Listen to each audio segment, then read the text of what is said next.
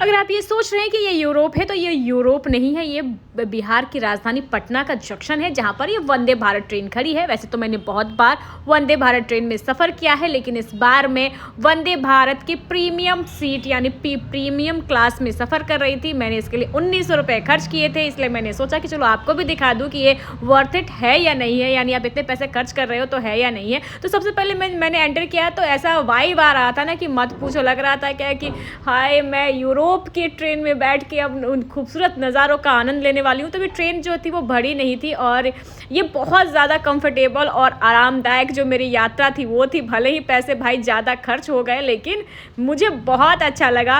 और अभी उतने लोग आए हुए नहीं थे क्योंकि ट्रेन अभी यहाँ पे रुकने वाली थी। ज़्यादा तौर पर नॉर्थ ईस्ट जाने वाले यानी सिलीगुड़ी टाइप जाने वाले लोग थे।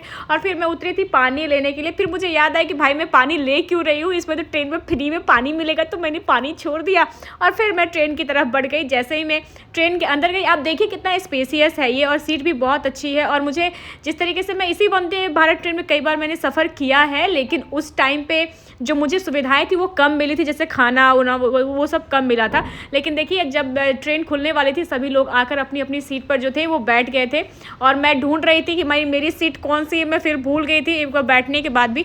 ज़्यादा तौर पर इस ट्रेन में सिलीगुड़ी जाने वाले यात्री थे, क्योंकि ये ट्रेन पटना टू सिलीगुड़ी जो है वो जाती है। ऐसे में बहुत सारे लोग ऐसे थे जो सिलीगुड़ी जा रहे थे और मेरी विंडो सीट थी। तो मैं बहुत ज़्यादा अपने सफ़र के लिए एक्साइटेड थी, क्योंकि पहली बार मैं वंदे भारत के इस क्लास में जो ट्रैवलिंग है वो कर रही थी। इसमें सिर्फ 4.5 घंटे लगते हैं पटना से कटिहार जाने में, और मैं बहुत एक्साइटेड थी कब ट्रेन चलेगी। सभी लोग अपने प्यारे दोस्तों को, रिश्तेदारों को बाय करने के लिए आए थे, पर मुझे बाय करने वाला कोई नहीं था, क्योंकि मैं अकेली ही पटना में रहती हूँ। तो फिर मुझे बाय करने वाला कौन ही होगा।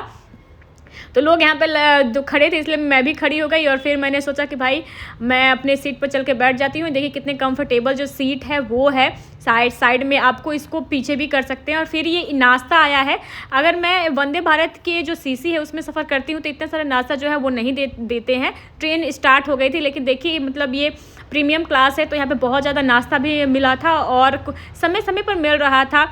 और फिर ये सीट देखिए कितना अच्छा लग रहा है, इसका नज़ारा देखने में तो मेरा तो मन ही खुश हो गया था।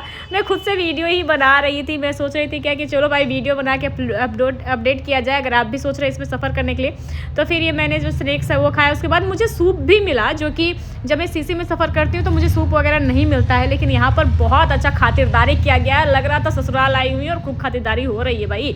तो फिर मैंने जो सूप है उसका आनंद लिया, और ये खूबसूरत नज़ारे, ये हरियाली कहाँ देखने को मिलेगी भाई साहब, बहुत अच्छा लग रहा था मुझे। और फिर आ गया नॉनवेज थाली मैंने ऑर्डर की थी। अब ये मत बोलना ब्राह्मण हो कि नॉनवेज खाती हो, मेरा मन में खाऊंगी, आपको जो बोलना बोलो, फॉलो करना। बाय।